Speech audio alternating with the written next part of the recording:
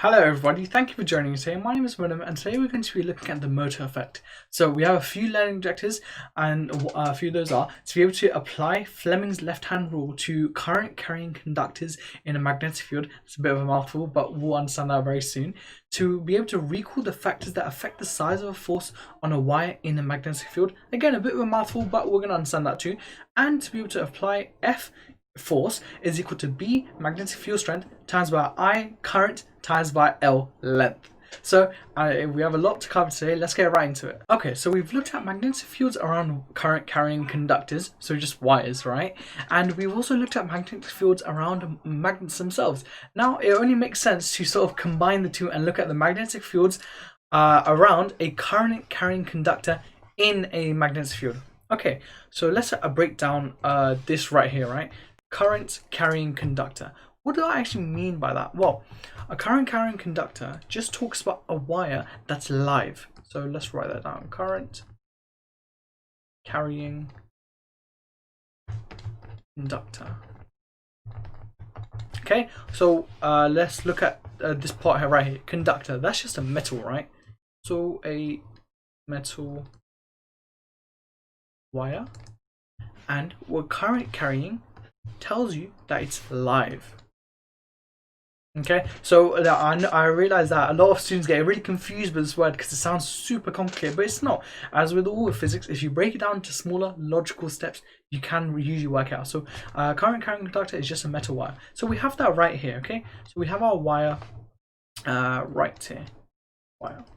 Okay, now our wire is present between two magnets.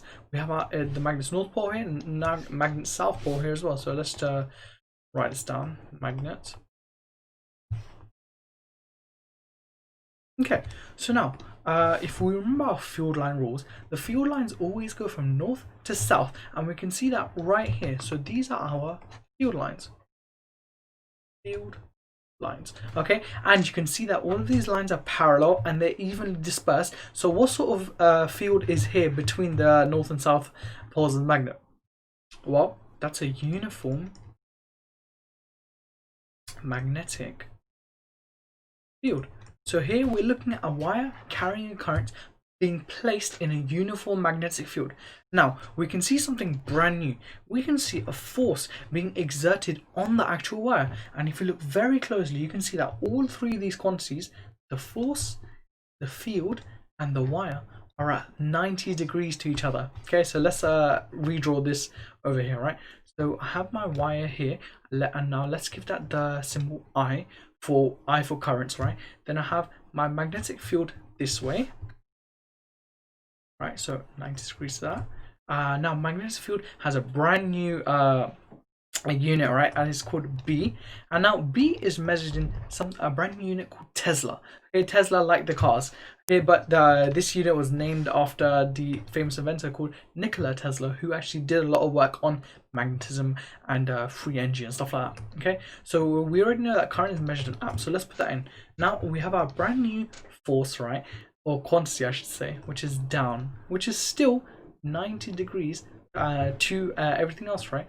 So this is our force, and as with any other force, this is still measured in newtons. Okay, so we can see that all three of these quantities are at 90 degrees to each other. Now if we look at our left hand, we put our thumb, forefinger and middle finger out. All of these are also 90 degrees to each other. So you can see that if you do that to yourself, you can see that, oh yeah, everything here is 90 degrees too. So this is where Fleming's left-hand rule comes into. Okay, so let's have a closer look at Fleming's left-hand rule. So now I have the same diagram here again to represent our current carrying conductor in a magnetic field. And here I have someone's thumb, first finger and second finger. So straight away we can see that the thumb has an M in it, right? And that M can be used to represent motion. Now to get motion you need a force, so you can understand that, oh, think motion, oh, to make something move I need to apply a force. So your thumb can be for the force. Now we have our first finger. Our first finger has an F. That's the same as magnetic field for F, and so that ends up being your first finger, or rather your index finger, ends up being a B for the magnetic field's direction. That's what we're looking at here, the direction of the magnetic field. and not so much its strength, but really its direction, which means from north to south. So that's why we have our arrows here, right? So we point our direction that way. Then we have our second finger, sec, C for current, and that ends up being our I. Okay, so now let's apply this to our diagram here. So take my three fingers. Now sometimes you kind of do have to do some twisting and it's a little bit awkward, but first of all, I always look at the field. Okay, so field is going from left to right, so I'm going to point my right finger like that. Now, my second finger shows me the current. Now, the current isn't going towards me, it's really is going away from me. So I just flip it and goes that. Now, I can see that my thumb is pointing downwards, so the force acting on the wire should be pointing downwards, and so it is. So that's how we can work out the force acting upon a current carrying conductor in a magnetic field. Now, say we wanted the force to act upwards. Would we do some like rotation with the magnetic field? No, we could just leave that alone. All we have to do is flip the direction of the current, because first we had the current pointing away from us, and so the force was acting downwards. But say I reverse the polarity of the conventional current, so instead of going this way, it was going this way. So I would flip it this way, and now I can see the force acting upon the wire is upwards. And so now you understand how to use Fleming's left-hand rule to work out the force acting upon a current carrying conductor in a magnetic field. Okay, now let's have a look at a hard example where we can use F equals BIL. Okay, so first of all, straight away, as always, we're going to read the question and we're going to highlight all of the keywords. Okay, figure 2 shows how a small weight placed on an insulating bar makes wire X go back and balance in its original position. Okay, the wire X is 5 centimeters long, so that's over there, and carries a current of 1.5 amps. Okay, the small weight causes a clockwise moment of 4.8 times 10 to the minus 4. Okay, so we're looking at moments now. That's something that'll be over there.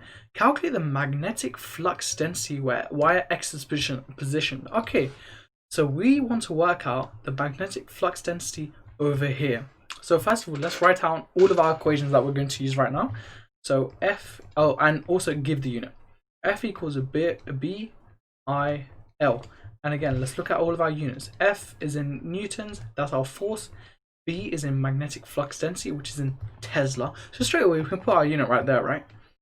That's 1 mark secured. Then we have I, which is our current, which is in amps. And we have L, which is the length present within the magnetic field, and that's in meters. Oh, small m. Okay. Oopsie. M. All right. Now, what we don't know first is the force, because to rearrange this to get B, right, which is what we want, magnetic flux density, we want F over I, L. I and L are both given in the actual question itself. It's F that's not given.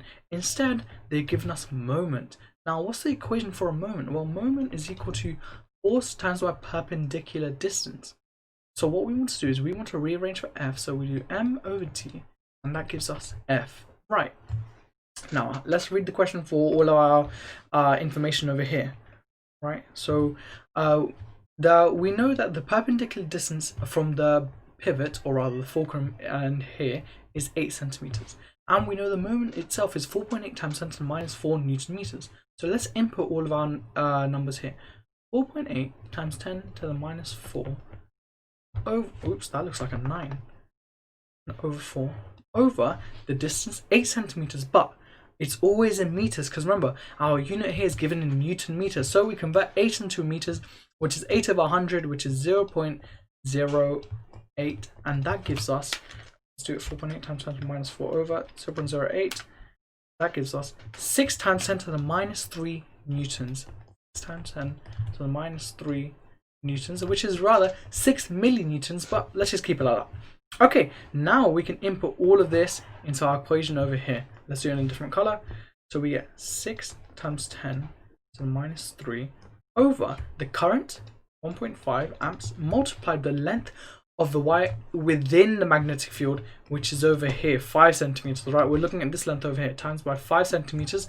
But again, we need to convert it into meters, so 0.05, and that gives us 1.5 times 5. That gives us 0.08 Tesla. Remember, that's our unit for magnetic flux density, 0.08. Okay, now that is all of our marks right there. I'm sure you understand that if you work through all the logic slowly, you can get all of your answers very easily. So well done if you got it.